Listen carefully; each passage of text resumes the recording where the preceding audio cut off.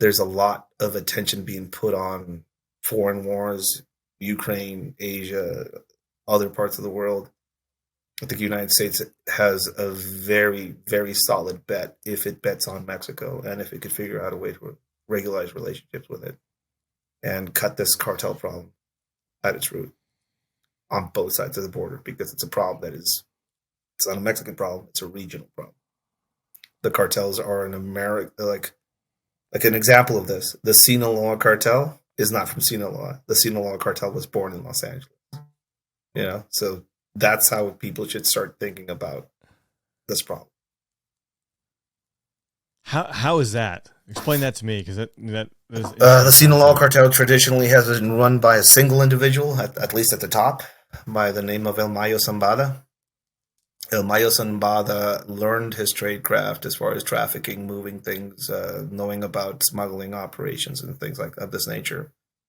He learned a lot of these things from a former CIA operative that was part of the Bay of the Pig invasions back in the day.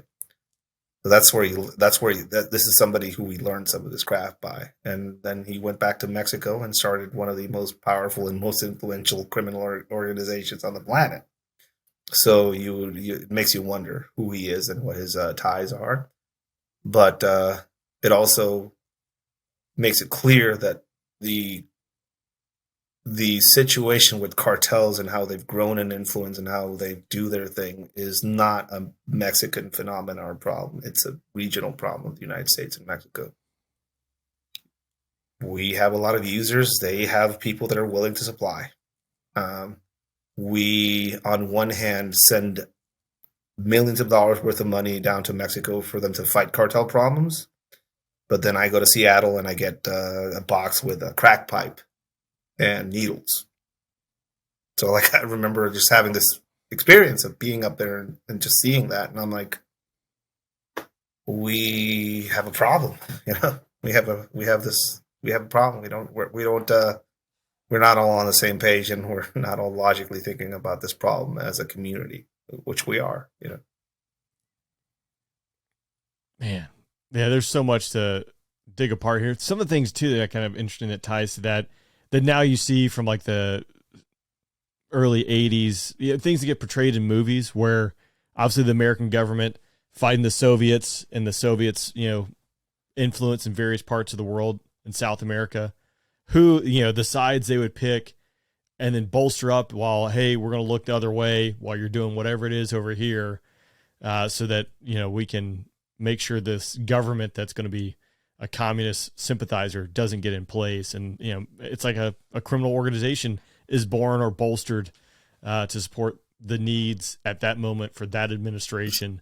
And then the tides change and it just keeps going back and forth. The concept of cartels being a Mexican problem, change it. The concept of cartels not being in the U.S. yet, to build a border wall really high, to cut immigration, to close the borders, all that's nonsense.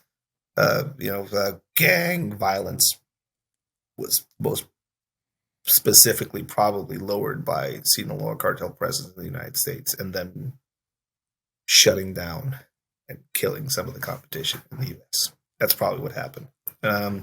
So the concept of this being something you see on the news happening in Mexico while you're in your apartment in Seattle and seeing dude die outside your luxury apartment on ODing on fentanyl by a needle that was supplied by the federal government grants given to them by the current administration. That type of shit is, but you should kind of really do some soul searching on our end. And also, when you go to the Chipotle and buy extra guac on your burrito, that is putting money in the pockets of cartel members down south.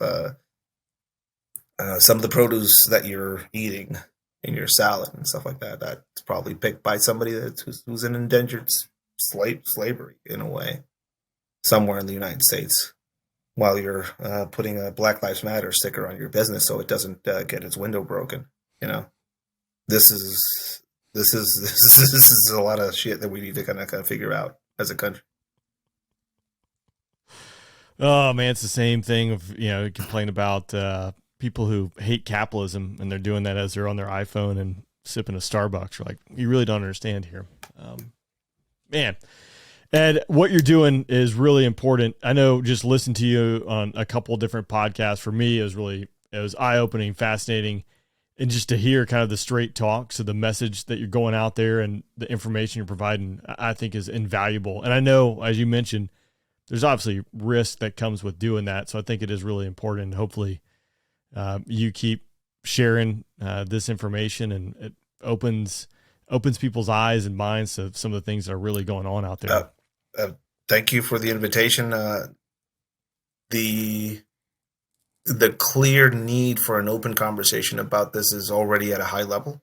You're hearing Congress talk about it. I recently spoke to a few members of Congress myself. I've talked to a few Senate hearing and a few Senate committees about some of these issues myself. And it's coming to a point where all of us as a nation and all of us as a region will have to make some hard decisions. And you can put the Ukrainian flag on your profile picture if you want, do all that stuff.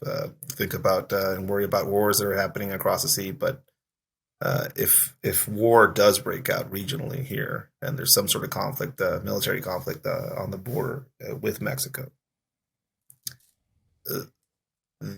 the ability of that affecting your day-to-day is going to be very present and clear. This is not this is not going to be Afghanistan and Iraq.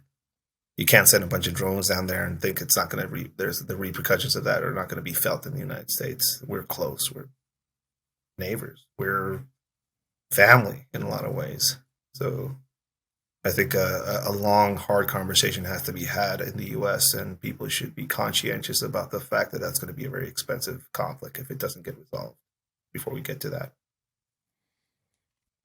Hopefully it doesn't get to that. And again, having these conversations and getting that out there sparks it with people who can actually make decisions and make impacts.